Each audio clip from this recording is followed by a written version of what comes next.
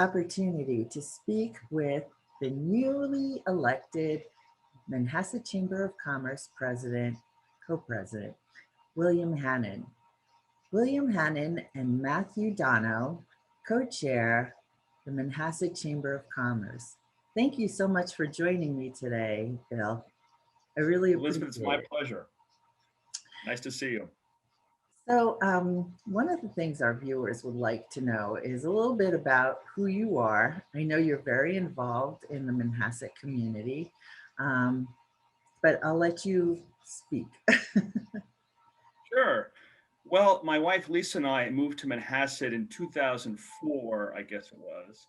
So we've been here about 16 or 17 years. We have 3 children. 2 are in college, and we have a daughter who's a freshman at the high school. And I'm in insurance, and Manhasset is just a phenomenal place to raise children, and that's the bottom line. It is great, and we love it here. So your insurance is called Hampton Risk Insurance? Yes, yes. Hampton's Risk, I'll just say a little bit about it. It's an insurance broker. Our main office is in Bridgehampton. And by broker, I mean, we don't represent just one carrier. We represent many carriers like Allstate or Travelers or Progressive or Nationwide. So we can be very price competitive for the customer. And probably 9 times out of 10, at least in Manhasset, we're able to do 2 things: lower a homeowner's insurance costs and improve their coverages. So it's a pretty good entity, and it's a pretty good service. And your background comes from Wall Street, is that correct? Yes, yes. I was a institutional bond salesman for about 25 years, working at Lehman Brothers, J.P. Morgan, Raymond James, and it was great.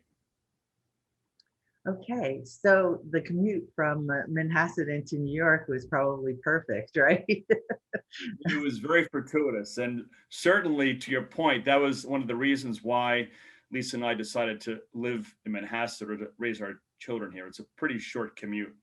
Absolutely.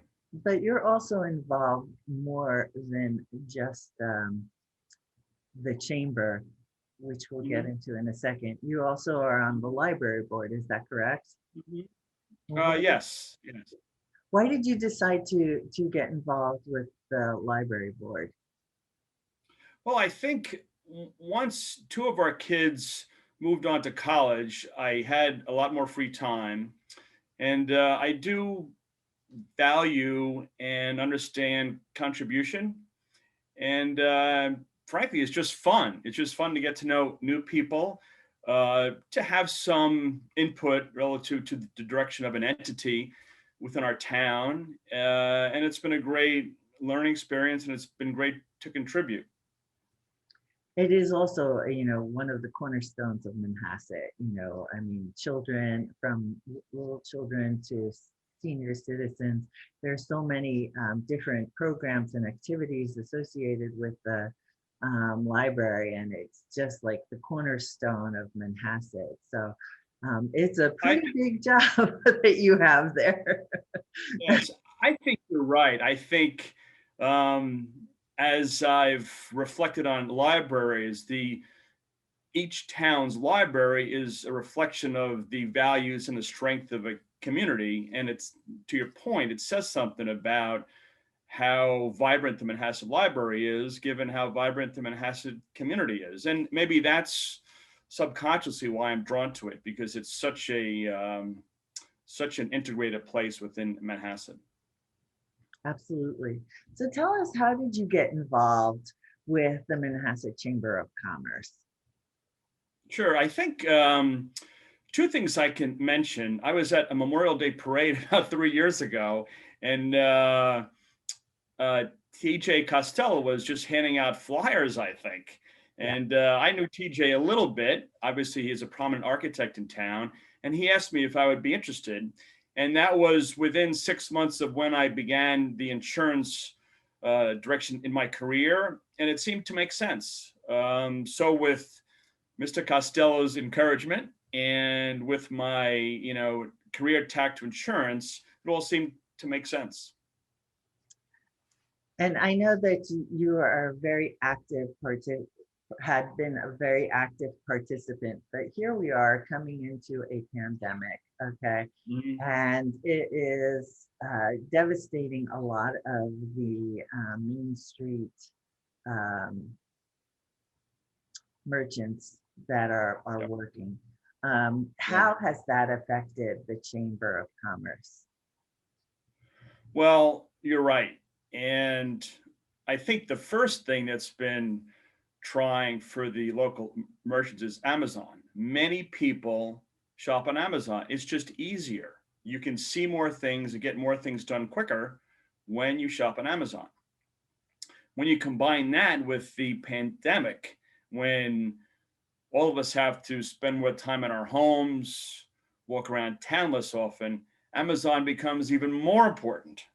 So I feel like between Amazon and the pandemic, local businesses have really gotten sort of a 1-2 punch.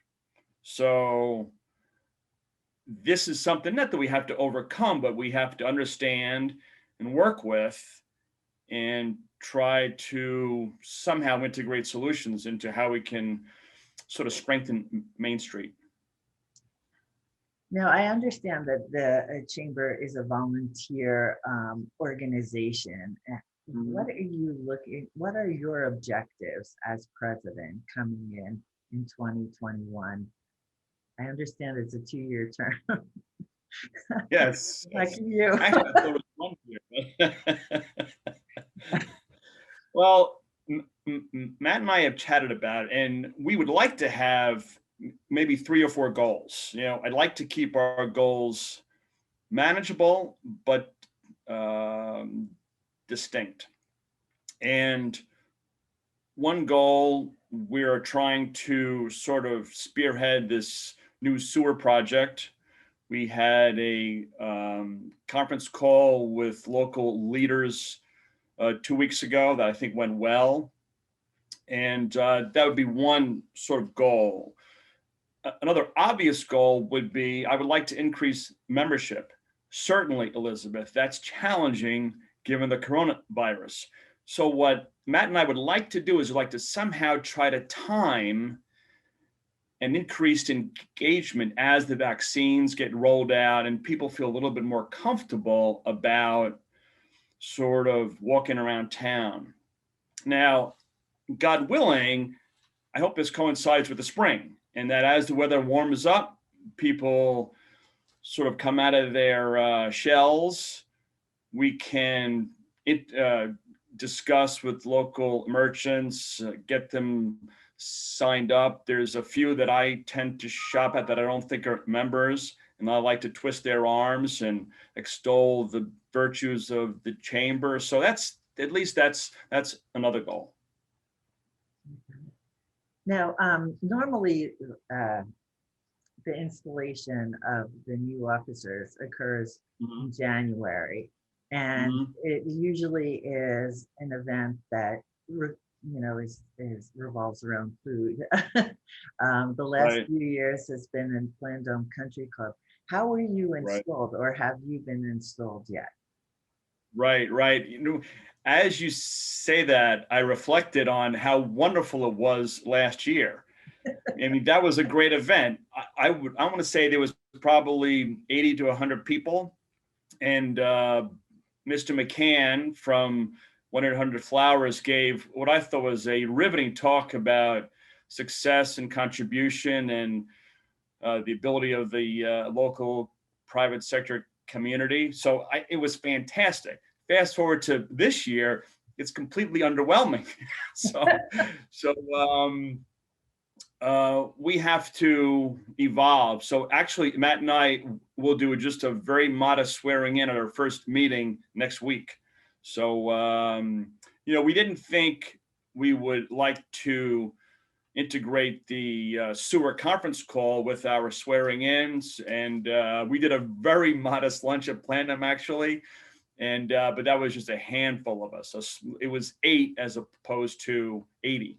So to your point, it's been a little bit, the whole installation thing has been a little underwhelming. And the majority of your board has been with the chamber for a number of years. Does that Right. continue? Yes, it will. But I get the sense that there may be a little changing of the guard. And for example, Dawn Tannenbaum, who's done a great job with us as secretary. Dawn is what I would view as a breath of fresh air, and she's volunteered to help Diane Harrigan with beautification. So we'd like to have a handful more of Dawn Tannenbaums to sort of add fresh ideas, new blood. Now, I know that even though the pandemic had occurred and is in full force still, um, you did add a number of new relationships into the membership during the Mhm. year. Um, how frequently do they get asked up to, volunteer their time on the board? Yeah, I think those requests would be more robust if we were meeting in person. Our meetings have been on Zoom, and I think the ability to leverage in-person meetings with the desire to get people to contribute is certainly challenging. So I'm looking forward to when we can meet in person. I'm hopefully in a 2 or 3 more meetings, but certainly new members, we need their contribution, and the ones that are new, um, I think are sort of primed. And as we evolve with the vaccines, I think their contribution will be more integrated. I know that one of the things that the town of North Hempstead was working on was allowing restaurants to cater to their clientele al fresco and removing barriers such as allowing them to expand into their parking lots. However, in Manhasset, there's really not that much space available with parking Right. lots. How have merchants faced that at this point? Yeah, I mean, the challenge is it's the winter, and as it's 18 or 20 degrees outside, that certainly presents a challenge because it requires an investment into portable heating units and things of that nature. I know publicans did a great job with that last spring and summer. Um, it's something that I think we have to work on. One thing, on that topic, that Matt and I would like to do is we would like to do some version of closing a portion of Plandome Road. And we think that will draw, and we'd like to do it this spring. And again, somehow coinciding with the vaccine and sort of less restrictions, we would like to, try to close Plandome Road maybe on a Friday night for 2 hours, something modest, Right. and maybe that will be a pivot point for the Umbertos and the Ginos of the world to have chairs and tables outside and sort of draw that alfresco element, because I think that will help the whole downtown as well. Absolutely. I know a number of businesses have been impacted, but one of the things that Manhasset residents love is to eat out. Yes, I yes, mean, I don't like yeah. to cook. So I know, smaller but yet super established places like the pubs that we have um, Sure. are, Yes. definitely, having issues. One of the Well, things, you know what? When you mentioned, Shout Bay has had a great, 3-year run as they've opened up, and just to use them as an example of a pub, I want to see them succeed. And it's been a challenge, but I'd like to meet with Pete and see, is there anything we can do Definitely. I mean, their outside is only probably 20 feet, so there probably isn't room for that many tables, but maybe in the rear, there's we need to be a little bit more creative about, how we help those places like that have had very good success.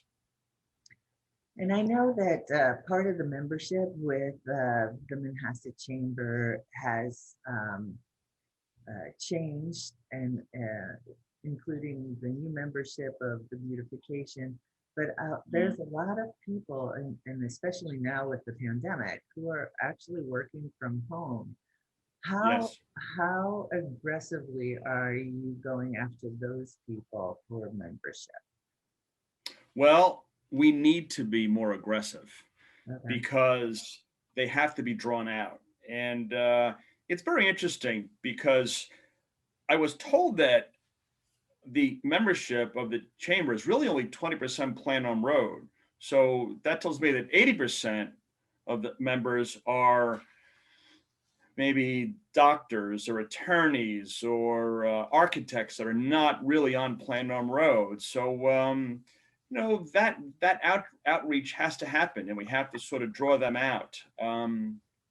It's important because I think the more that they get involved, the more that Plan on Road succeeds. And I also understand it isn't really about Plan on Road, even though that's the sort of the anchor of what we want to see succeed. And that's where we all go. That's where we all have a cup of coffee or eat or shop at the drugstore.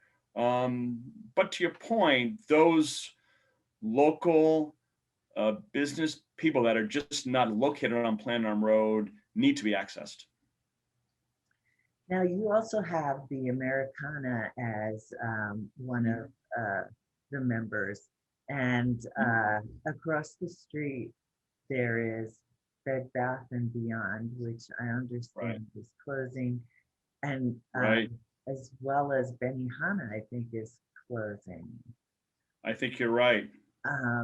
What do we know if that's going to turn professional, or it will remain as commercial space, or change? Right, right. My understanding is, and it's just my understanding, Right. is that Northwell will have offices and facilities in that whole area that Whole Foods, Bed Bath Beyond, and Benihana occupies.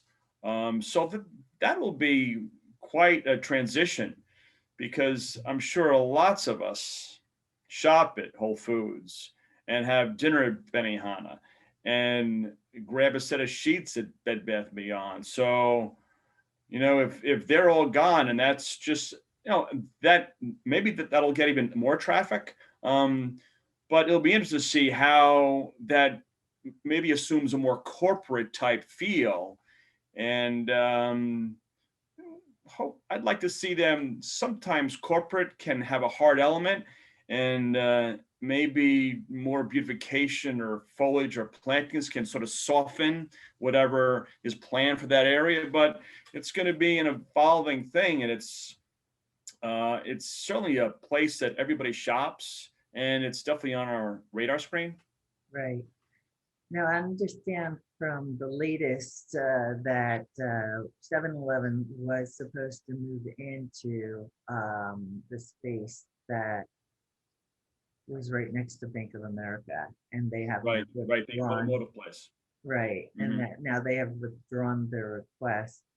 But Right, the business behind there, which was a karate studio, has also moved. right, Has right, there been any more discussion as to whether that, and I don't know if it's the same um, owner for both properties, right, uh, right, is looking to do something else on that property, right. or Right, right. Yeah, I mean, I just heard about this last week that it is not going to be 7-Eleven.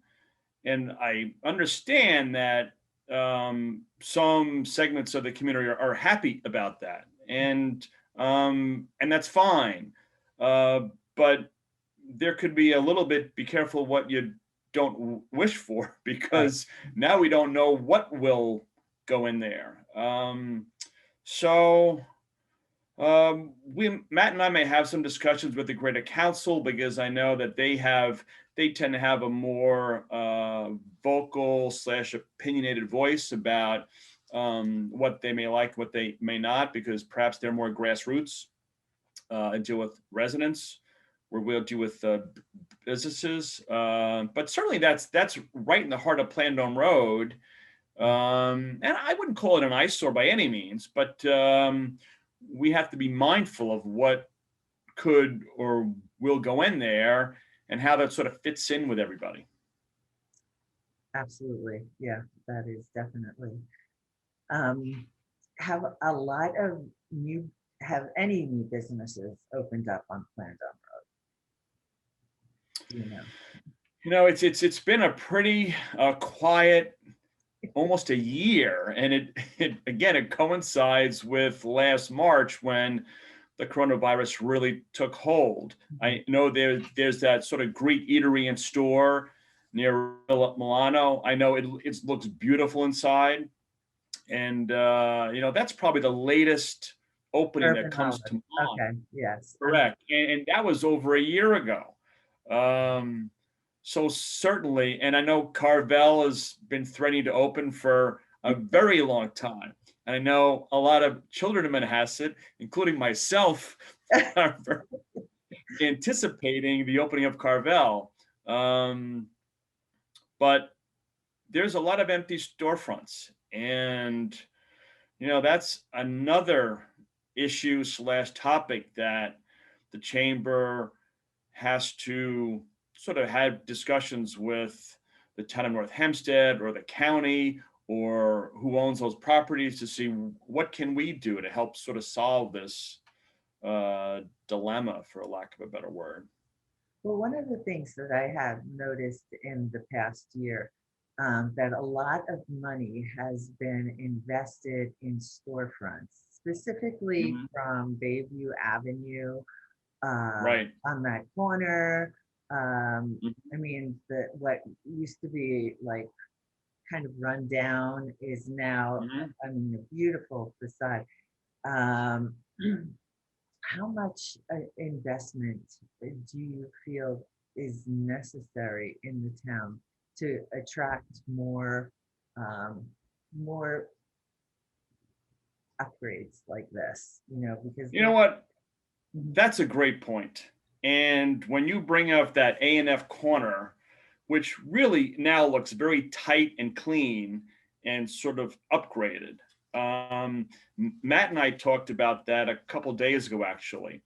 Maybe one idea just for that corner is to place a couple low planters and a couple benches. They can even be low rise benches. And perhaps folks that get a cup of coffee at Starbucks across the street can go across the street to the A&F corner, which now looks beautiful, and sit down and have a cup of coffee, and you're in the sunshine, you're in the warmth. Now, let me just sort of loop that into your broader question. Look at a town like Southampton. I spent a lot of time there. That town is beautiful, and it has 3 or 4 elements to it that I think that Manhasset may not lack, but need. There's some brick integration within the sidewalks, maybe to give it an optic texture. Mhm. Southampton has a lot of low-rise benches. In other words, they're just places to sit and have a coffee. And there's more trees, and there's planters, and the planters are also low-rise. They're only about a foot high. Now, there could be legal elements to why they could be a hazard for the elderly or something like that. But to your point, I think what happened near A&F is a great thing, and it sort of adds a spiffed up element. And Matt and I in the chamber have to discuss what else can we do to sort of complement what that owner did. It could be in a small way with planters and benches, and it could be in a larger way by meeting with larger landlords about what we can do, plant more trees, or maybe put lights on trees in the evening, or all things like that, because I think they would all contribute. Absolutely. Well, those are really great ideas. I know that one of the things that the chamber promotes is the uh, meet and greet of other chamber members to develop businesses. Do you think that that could be accomplished? Uh, because I know it has been in the past, but it was mostly indoors.